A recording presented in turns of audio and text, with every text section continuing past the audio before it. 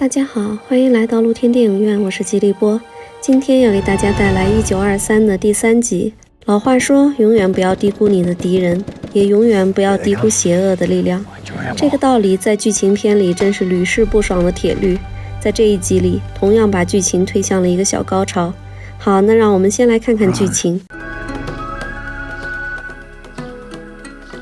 斯宾塞这次的目标是一头偷袭铁路工人的土狼。据工头介绍，这只土狼单独行动，只要命不吃肉，善于隐藏、埋伏、偷袭，不留痕迹，连陷阱也不管用。上次痛失伙伴的教训让斯宾塞不再完全信任这些描述，他提出要找当地人询问，但最近的村子也有10公里，他只好作罢。清晨的草原景色清凉，独自醒来的亚历克斯来到帐篷外，正遇上回来的斯宾塞。恢宏的景色往往引起宏大的话题。亚历克斯聊起了人类的起源，这让斯宾塞想起一个有孩子脚印化石的地方，瞬间引起了女人的好奇。于是两人驱车前往，路上景色绚丽，女人像个孩子一样的开心。来到目的地，岩石上那些小脚印的化石让亚历克斯不禁感叹人类的渺小，生命的短暂。斯宾塞赞同地说，那就不要浪费任何一天。于是这对一见钟情的恋人终成眷属。回程的路并不太平，两人遭遇到大象的攻击。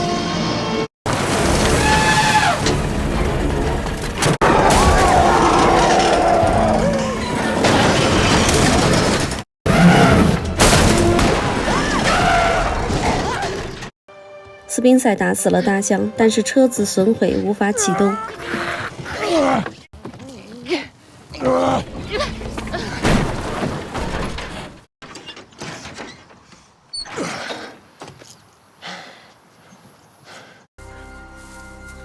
两个人只好爬上附近的一棵树过夜，但是树还不够高，不足以抵抗会爬树的豹子和狮群。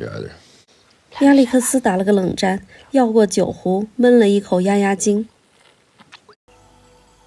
夜晚，大象的尸体引来了狮群，被惊醒的亚历克斯第一次近距离观看一群凶猛的狮子撕抢着象肉，感到无比恐惧。紧接着，附近又传来一声声阴冷的叫声，引起了狮群的骚动。斯宾塞说那是土狼的叫声。很快，一群土狼围了过来，狮子群与土狼群紧张地对峙起来，为了食物，双方开始互相攻击。这阵仗把亚历克斯吓得哭出声来，声音吸引了一只母狮子，他发现了树上的2个人。母狮子开始爬树，斯宾塞不得不开枪打死了他，枪声打断了双方的战斗。狮群围到了树下，他们开始从4面8方攀爬，亚历克斯吓得绝望地大哭起来。终于一个救援车队缓缓开来，两人终于得救了。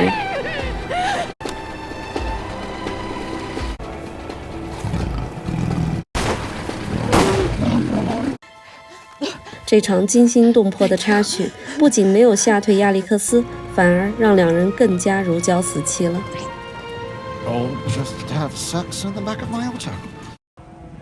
雅各布安排人把缴获的羊赶到了保留区，送给了食不果腹的原住民，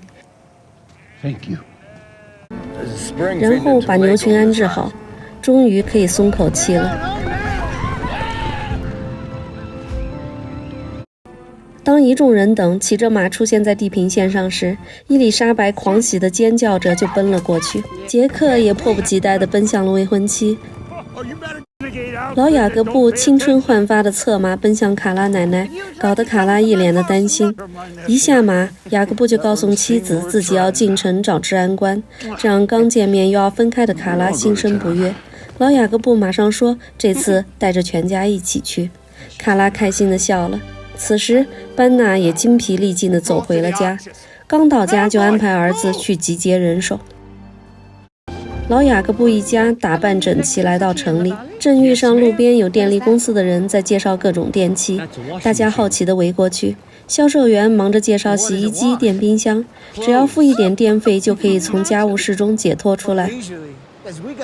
杰克却认为这些看起来便利的物品只是为了让人变成电力公司的奴隶。说罢，丢下哑口无言的推销员，扬长而去。在治安官办公室里，治安官不赞同这种老派的偏激做法。老雅各布则认为，那些妄图杀死自己孙子的恶棍必须受到严厉惩罚。如果法律不能解决这些暴徒，那么就由自己动手。当他来到家人身边时，天色已晚，一家人决定在城里住一晚，第二天再回去。这个决定对一家人来说跟度假一样开心。当晚，杰克就带着未婚妻和朋友们跑到地下酒吧痛饮。接着，小两口就回到酒店共度了良宵。而这一切都被班纳的人看在眼里，他上马偷偷回去报信。清晨，雅各布和卡拉很早就起了床。卡拉感叹世界变化很快，人变得越来越贪婪。雅各布告诉妻子，不论世界怎么变，自己都不会改变爱听他絮絮叨叨的习惯。说完就自顾自对着镜子发起呆来，镜子里的自己老得很厉害，以至于雅各布都无法相信镜子里这个陌生的老男人和自己有任何一点关系。卡拉凑过来瞟了一眼，笃定地告诉他自己也不认识这个男人，这让雅各布嘴角泛起一丝苦笑。一切安排妥当，一家人准备回城。雅各布安排牛仔们在前开路，自己跟着马车一起。当一行人来到路途中时，突然遭到偷袭，枪声响起，伊丽莎白中枪，受惊的马拉着伊丽莎白狂奔而去。杰克拼命追着马车救下了未婚妻。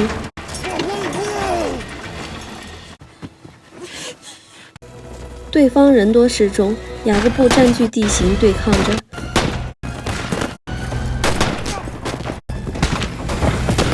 这时，班纳出现在身后，他手持一挺机枪，呐喊着雅各布·达顿的名字，朝他们开枪射击，瞬间击中了雅各布和约翰。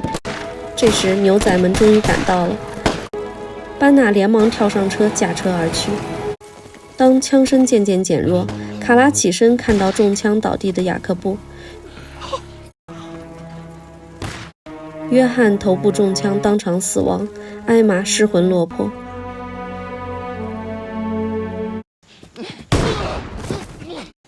愤怒的卡拉抓起一把枪追上一个班纳的同伙，一枪干掉了他。但复仇并不能改变痛苦的事实，回过头来就是对雅各布的急救。卡拉强装镇定地指挥着众人。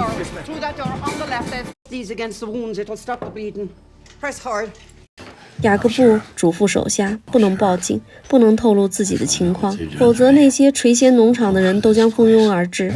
说罢，他扭头嘱咐卡拉，必须让斯宾塞回来，家里需要他。医生终于赶到了。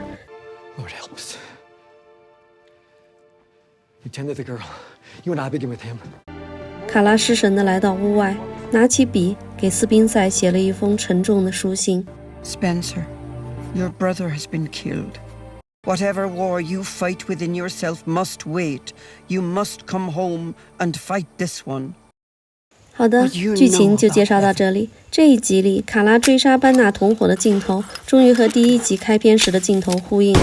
那一嗓子崩溃、痛哭、无奈的嘶吼，所传达的愤怒和坚强，直刺人心。还有那镜子前的一幕，英雄迟暮的悲哀。人总要服老的，不服现实也要打得你服啊！本集开篇略显拖沓，对于非洲的描写篇幅有点长。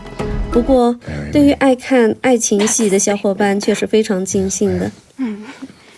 当然，第3集也有些小伙伴表达了剧情里的一些漏洞，例如为何不直接杀死班纳，要留个后患，还有亚历克斯被狮子吓得嚎啕大哭，不符合人物设定等等。我倒觉得这2点反而是符合人物设定的，正因为雅各布老派的行事作风，才会留下这个祸根，也才会有这个故事。而亚历克斯逃婚的勇气和一个富家女第一次近距离面对死亡的表现不一样，是可以理解的。总的来说，我觉得这个故事讲得不错，谢里丹讲故事的能力确实很强。好的，那么本集我们就介绍到这里。喜欢我们的朋友请关注我们，您的支持是我们最大的动力。谢谢观赏，我们下期见。 under the sun twice a day is being attacked. 3 times. Day's not over yet.